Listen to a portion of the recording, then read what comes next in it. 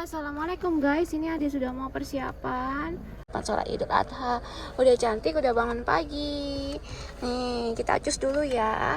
Nanti kita sambung di jalan. Sudah mau mulai, sudah sampai guys. Sudah mau mulai.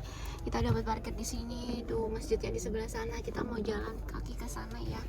Sampai ketemu nanti ya. Mai, Cece senangnya baru.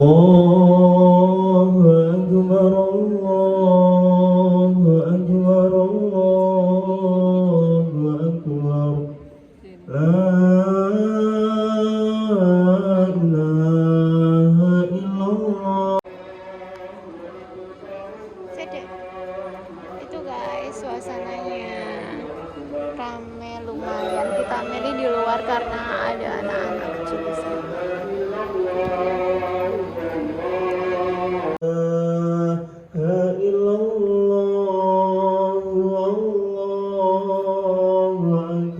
Ini suasananya. Ini kita milih di luar karena ada adik. Udah pada banyak yang datang.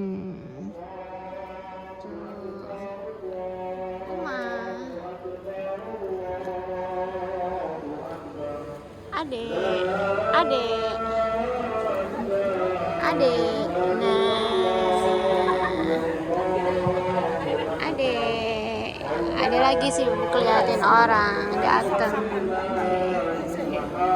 Allahu Akbar, Allahu Akbar, Allah.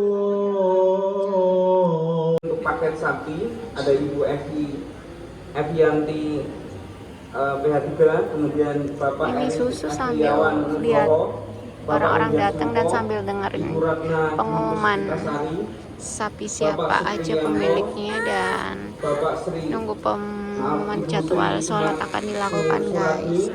Kemudian Bapak Gunawan. Apa deh? Untuk sapi yang kelima dari keluarga Bapak Sabtono Ariwibowo PH4. Kemudian untuk sapi yang keenam apa adalah deh? dari Bapak Jati Ananda Haikal Setelahnya juga mimi cucu. Lucu PH1. banget. Kemudian untuk kurban kambing ada Bapak Suryanto, Bapak Dewo, Bapak Eko Kurniawan, Ananda Resandria. Demikian kurang lebihnya dari panitia. Mohon maaf yang sebesar-besarnya apabila dalam melayani Bapak Ibu di kesempatan Idul Adha ini masih ada kekurangan. Kakaknya tiduran. Terima kasih banyak atas amanah yang diberikan jamaah di Masjid Al-Muhajirin. Semoga Allah menerima amal ibadah kita. Wassalam sadakhalan nar. Maka setelah itu, setelah kematiannya dia masuk ke dalam neraka. Wa qala al-akhar. Kemudian mereka mengatakan kepada salah seorang yang lainnya, "Qarrib, persembahkanlah." Kemudian dia dengan tegas mengatakan, "Wallahi aku tidak akan pernah memberikan sesembahan kecuali kepada Allah Subhanahu wa taala." Kemudian dengan sadis kaum tersebut menebas lehernya. Kemudian dia meninggal. Akan tetapi kata Nabi alaihi salatu wassalam, fadakhalal jannah. Dia masuk ke dalam surga Allah Subhanahu wa taala. Bayangkan, bukanlah sapi yang dia kurbankan, bukanlah unta yang dia kurbankan, adanya sibuk sendiri. Inilah ibadah harus dengan tauhid. Ibadah harus kita serahkan kepada Allah Subhanahu wa taala. Dan orang yang menyembelih kepada selain Allah Subhanahu wa taala, maka Allah akan laknat dia. Nabi alaihi salatu wassalam bersabda, "La'anallah man dzabaha li ghairillah." Allah melaknat orang yang menyembelih kepada selain Allah Subhanahu wa taala. Kemudian kaum muslimin rahimani wa rahimakumullah, di antara prinsip kaum muslimin yang harus kita tanamkan di dalam diri kita dan juga kita tanamkan kepada anak-anak kita adalah firman Allah Subhanahu wa taala, "Qul inna salati wa nusuki wa mahyaya wa mamati lillahi rabbil alamin." Yang saya rasa semua kita telah menghafalnya. Tentu ini harus kita ajarkan kepada anak-anak kita. Allah Subhanahu wa taala berfirman, katakanlah wahai Muhammad, qul inna salati, sesungguhnya salatku, wa nusuki, dan sesembelihanku, wa mahyaya wa mamati, dan hidup matiku, lillahi rabbil alamin la syarikalah, hanya untuk Rabbul Alamin yang tidak ada sekutu baginya. Kemana dia kembali, sehingga dia mengenal siapa Rabbnya, sehingga dia tahu kemana dia berdoa, sehingga tahu kemana dia meminta. Allahu Akbar, Allahu Akbar, walillahil hamd. Kemudian pelajaran yang kedua yang bisa kita ambil dari ibadah kurban adalah ibadah kurban mengajarkan kita untuk menata niat kita, bahwa ibadah yang kita kerjakan itu semata-mata untuk Allah Subhanahu wa taala. Tidaklah kita mengerjakannya itu agar kita disanjung manusia, atau tidaklah kita mengerjakannya itu, berkurban itu, agar kita dikatakan sebagai orang yang dermawan. Bukanlah kurban itu kita lakukan karena kita tidak enak dengan tetangga. Tetangga kita kurban, kenapa kita tidak kurban? Jadi, ibadah Allah, kaum muslimin rahimani wa rahimakumullah, di dalam ibadah kurban kita diajarkan untuk meluruskan niat kita, bahwa kurban kita niatkan kepada Allah Subhanahu wa taala. Nabi alaihi salatu wassalam bersabda di dalam hadis qudsi, Allah Subhanahu wa taala berfirman, "Ana aghna asy-syuraka 'an asy-syirk, man 'amila 'amalan asyraka fihi ma'iya ghairi taraktuhu wa syirkah." Rasulullah sallallahu alaihi wasallam bersabda, Allah tabaraka wa taala berfirman, aku ibadah wajib maupun sunnah, terlebih lagi wajib, harus kita laksanakan dengan segenap kemampuan kita. Kemudian kaum muslimin rahimani wa rahimakumullah, ibadah kurban mengajarkan kepada kita jadi untuk buka dompet ya. Berilmu sebelum beramal.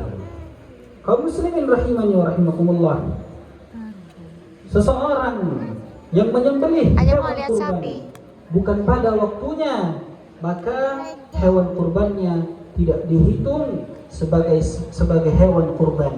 Karena apa? Karena dia tidak melakukan tuntunan yang dilakukan oleh Rasulullah Sallallahu Alaihi Wasallam. Walaupun niatnya baik, walaupun agama ada mau pakai bandung. Kita lihat dari kurban. Ada mau pakai bandung. Telah diatur sedemikian rupa. Diatur bagaimana jenisnya. Kita berkurban hanya boleh dengan 3 jenis. Ya, mulai main gadget aja nih, taruh dulu gadgetnya. Dari hewan-hewan ternak, yaitu kambing, yaitu sapi, yaitu unta. Tatkala seseorang berkurban dengan kuda, kira-kira apakah kurbannya diterima? Tentu tidak. Apabila seseorang berkurban dengan ayam, walaupun satu kandang ayam penuh dia kurbankan, tentu amalannya tidak akan diterima. Kemudian begitu pula kalau dia mengorbankan misalkan yang lebih mahal daripada itu, seekor harimau misalkan dia kurbankan, tentu tidak akan diterima oleh Allah Subhanahu wa taala. Oleh karenanya kaum muslimin, ibadah kurban mengajarkan kepada kita beramal harus berilmu. Sebelum beramal kita belajar. Sebelum beramal kita harus tahu apa yang harus kita lakukan dalam sebuah amalan. Jangan kita beramal hanya ikut-ikut orang saja. Orang pergi ke sana, kita pergi ke sana, tanpa tahu urgensinya untuk apa. Banyak kaum muslimin seperti itu sekarang. Banyak kaum muslimin yang terombang-ambing di atas itu. Mereka tidak mengetahui hakikat yang dia kerjakan. Mereka tidak tahu apa yang sedang dia lakukan. Dia hanya sekedar kata orang. Dia hanya sekedar kata fulan. Tetapi dia belum memaknai atau belajar seutuhnya tentang hal tersebut. Kemudian kaum muslimin rahimani wa rahimakumullah, pelajaran yang terakhir yang bisa kita ambil dari ibadah kurban adalah ibadah kurban mengajarkan kepada kita untuk lebih bersyukur kepada Allah Subhanahu wa taala. Allah Subhanahu wa taala. Hai guys, sholatnya udah kemas-kemas nih, Uma udah lipat-lipat baju dan Adi sudah siap pakai jilbab. Terima kasih atas pelaksanaan. Mudah-mudahan Allah memberkahi kita semua. Nih, udah siap tuh Ade bawa tas. Jadi, rame.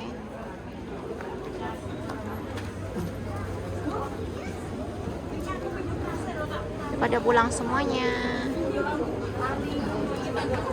Yuk.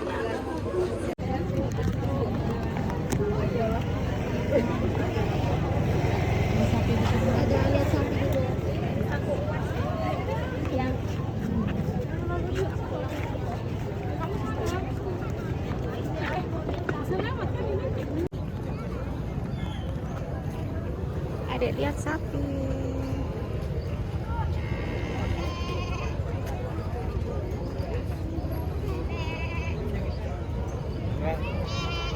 Lihat kambing. Adek lihat mbak, lihat sapi dan kambing.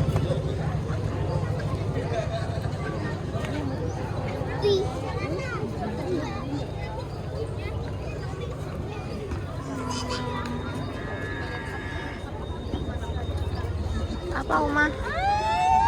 Sapinya ada yang mana? Atau kambingnya ada yang mana?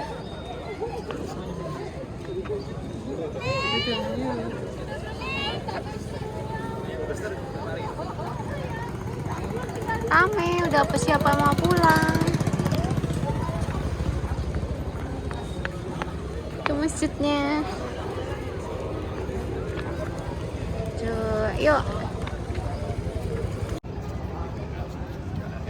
Pak Ilu bisa masuk masjid. Pak Ilu bisa masuk ke masjid. Pak Ilu. Ini waktunya untuk berjuang. Pak Ilu masuk ke masjid. Udah sampai mobil guys, yuk. Ayo dia masuk. Ya itu. Parkirannya full. Bisa nggak ya Bubun nih? Tuh di belakang juga ada parkiran. Tunggu mobil yang belakang turun baru kita pulang ya. Tunggu sebentar ya, udah ditunggu Popos.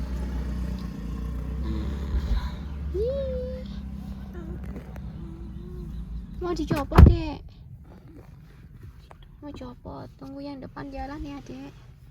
So yang depan jalan baru kita mundur. Dicopot dan akhirnya dicopot. Rapin dulu dong poninya dek. Tuh yang belakang belum, yang depan juga mau persiapan juga. Oke,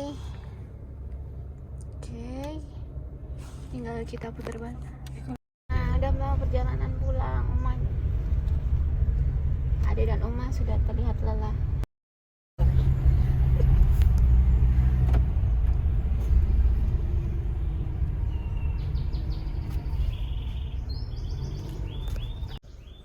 Sudah sampai rumah guys. Matiin semuanya dek. Ya dimatiin semuanya. Sudah sampai.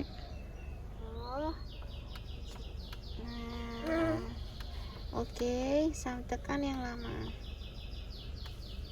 Oke. Dah. Yuk selesai deh, turun ya. Terima kasih sudah menemani sholat pertama Idul Adha Ade Orsya. Sampai ketemu lagi, jangan lupa subscribe, like, and comment. Bye bye.